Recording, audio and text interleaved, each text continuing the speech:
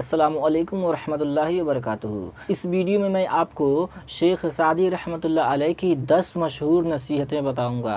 अगर इन नसीहतों पर अच्छे से अमल किया जाए तो इंसानी ज़िंदगी और भी आसान बन जाती है। जितने भी बुज़ुर्ग हैं, बचपन, जवानी, बुढ़ापा, ज़िंदगी के हर मोड़ से गुजरे होते हैं। इनके पास सलाहियत के साथ साथ तजर्बा भी होता है, इसीलिए किसी को नसीहत करते हैं तो बहुत ही ज़्यादा इसका असर देखने को मिलता है। तो खैर, इनकी 10 नसीहतें मैं आपको बता रहा हूँ। इन नसीहतों पर आप अमल करेंगे तो खुदा की कसम आपकी ज़िंदगी और भी आसान बन जाएगी। दुनिया में जितने भी बेवकूफ़ लोग हैं, जितने भी जाहिल हैं, अगर सिर्फ बुज़ुर्गों की नसीहतों पर अगर अमल करना शुरू कर दें, खुदा की कसम दुनिया के एक बहुत ही बेहतरीन इंसान बन जाएंगे। तो ज़रा सोचिए, इन बुज़ुर्गों की नसीहतों पर अमल करने से एक जाहिल और एक बेवकूफ़ इंसान इतना अक्लमंद हो जाएगा, इतना कामयाब हो सकता है। तो रसूल सल्लल्लाहु तआला अलैहि वसल्लम के सुन्नतों पर अमल करने से और उनके हदीस पर अमल करने से क्या होगा। बहरहाल मैं नसीहतों को बता रहा हूँ, आप हजरात इसको ज़हन नशी कर लें, क्योंकि ज़िंदगी के किसी भी मोड़ से आप गुजरेंगे तो ये नसीहतें आपकी काम आ सकती है। शेख सादी रहमतुल्लाह अलैह फरमाते हैं कि चूँ कस न गुफ्ता बाशद ऐबो हुनरस न हुफ्ता बाशद। ये फ़ारसी लफ्ज़ है, लेकिन इसका तर्जमा मैं आपको बता रहा हूँ। ऐसे सारे तर्जमा ही बताऊँगा। शेख सादी रहमतुल्लाह अलैह फरमाते हैं कि चूँ कस न गुफ्ता बाशद ऐबो हुनरस न हुफ्ता बाशद, यानी जब तक आदमी बात नहीं कहता है उसका ऐबो हुनर छुपा रहता है। यानी किसी आदमी के होलिये को देख करके, ज़ाहिरी तौर पे उसको देख करके उसके हुनर का अंदाज़ा नहीं लगाना चाहिए। उसके हुनर का अगर अंदाज़ा लगाना है तो आप थोड़ी देर उससे बात कीजिए, तब पता चलेगा इसकी तरबियत कैसी है, इसके अखलाक कैसे हैं, तब ना पता चलेगा। क्योंकि जब वो बोलेगा तब पता चलेगा ये अनपढ़ है कि पढ़ा लिखा है, इसकी तरबियत कैसे है। और शेख सादी रहमतुल्लाह अलैह की दूसरी नसीहत ये है कि ऐसे दोस्त की दोस्ती से हाथ धो लेना बेहतर है जो तेरे दुश्मनों के साथ उठता बैठता हो। शेख सादी रहमतुल्लाह अलैह नसीहत करते हैं कि अगर ज़िंदगी में तुम्हारा कोई ऐसा दोस्त है जो तुमसे भी लगाव रखता है, तुमसे भी दोस्ती है, और तुम्हारा कोई दुश्मन है उससे भी दोस्ती है, तो ऐसे दोस्त की दोस्ती से हाथ धो लीजिए, यानी दोस्ती को तोड़ दीजिए। नहीं तो आपका तो दोस्त है, आपके जो दुश्मन है उनका भी दोस्त है। तो अब पता नहीं आगे दोस्ती का रिजल्ट दिखेगा या फिर दुश्मनी का। तो इसीलिए ऐसे दोस्त से दोस्ती तोड़ दीजिए। और शेख सादी रहमतुल्लाह अलैह की तीसरी नसीहत ये है कि अपने दोस्त को उतना ही राज बताओ कि अगर कल को तुम्हारा दुश्मन भी बन जाए तो तुमको कोई नुकसान न पहुंचा पाए। यानी अगर कोई आपका दोस्त है तो दोस्ती में चूर होकर के आप इतनी राज, दिल की इतनी बातों को शेयर मत कर दीजिए कि अगर कल को तुम्हारा दुश्मन बन गया तो आपका ज़िंदगी जीना हराम हो जाएगा। ऐसा राज नहीं बताना है, इतना राज बताना है कि कल को अगर तुम्हारा दुश्मन ही बन जाए तो आपका बाल जो है ना, ये बाल भी बांका न कर सके। ये है हमारे बुजुर्गों की नसीहत।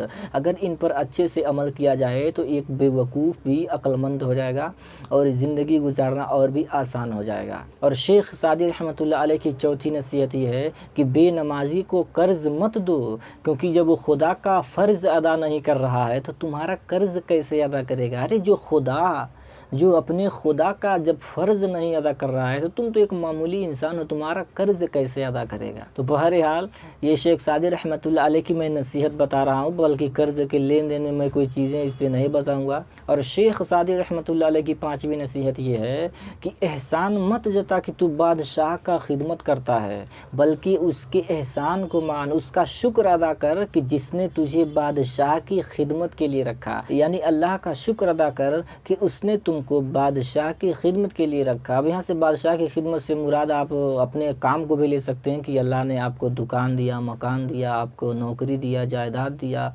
आपको सेहत दिया।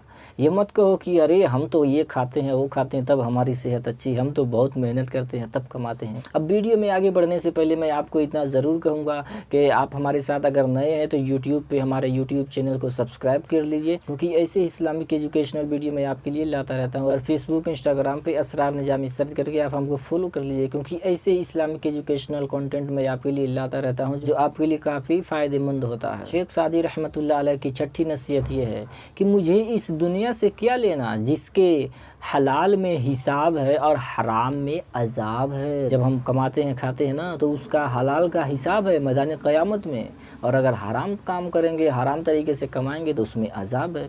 तो इस दुनिया से क्या लेना। यानी दीनदार बनो, नेक बनो, ज़िंदगी भी गुजारो, ज़िंदगी बसर करो, लेकिन उतना ही जितना में काम चल जाएगा, बेफजूल की नहीं, क्योंकि हिसाब है। हराम से भी बच के रहना है क्योंकि अजाब है ना। और वीडियो में आगे बढ़ने से पहले इन सब नसीहतों में कौन सा नसीहत आपको सबसे बेहतर लगा, सबसे अच्छा लगा, आप कमेंट करके ज़रूर बताइए। अच्छा, यहाँ पे 7वीं नसीहत बहुत ही बेहतरीन, बहुत ही ज़बरदस्त है। यहाँ पे 7वीं नसीहत है कि अगर रोज़ी अकल से हासिल की जाती तो दुनिया में जितने भी बेवकूफ़ हैं सब भूखे मर जाते। देखिए कितनी प्यारी बात कही है शेख सादी रहमतुल्लाह अलैह ने कि रोज़ी अगर अकल से हासिल की जाती। कुछ लोग हैं ना जो बहुत दिमाग लगाते हैं पैसा कमाने के लिए, इतना कमाएंगे, ये करेंगे, वो करेंगे, तो हम कमाएंगे नहीं तो खाएंगे कैसे।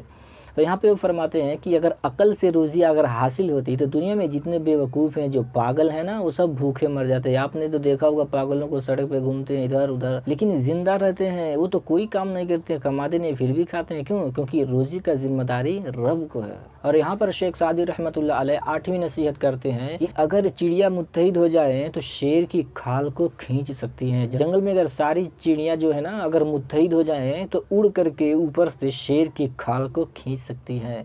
अब शेर चिड़िया का क्या बिगाड़ेगा, वो तो हवा में उड़ जाती है। यानी ये शेख सादी रहमतुल्लाह अलैह ये नसीहत करते हैं कि एकता में, एकजुट में ही रहना भलाई है, मुत्तहिद होकर रहो, जो हमारे कौम में ये पाई ही नहीं जाती है। इसीलिए आप मुत्तहिद होकर रहिए, यानी मिलजुल के रहिए, एकता में ही भलाई है। और शेख सादी रहमतुल्लाह अलैह यहाँ पे 9वीं नसीहत करते हैं कि अपने माल की ज़कात निकालते रहो, इसलिए कि जब बागबान अंगूर के ख़राब गुच्छों को, डालियों को जब काट देता है ना, तराश देता है, तो उस पर ज़्यादा अंगूर उगते हैं। यानी जब हम अपने दौलत में से ज़कात निकालते रहेंगे ना तो और हमारी दौलत में इजाफा होगा। और यहाँ पे 10वीं नसीहत शेख सादी रहमतुल्लाह अलैह फरमाते हैं कि कमज़ोरों पर रहम न करने वाला एक दिन ताकतवरों से मार खाता है। आजकल जो दुनिया में कुछ लोग हैं ना अपने आप को बहुत ताकतवर समझ के दूसरों पर जुल्म करते हैं। मैं मिसाल दे रहा हूँ आपको फ़लस्तीन की, गाज़ा की, ठीक है।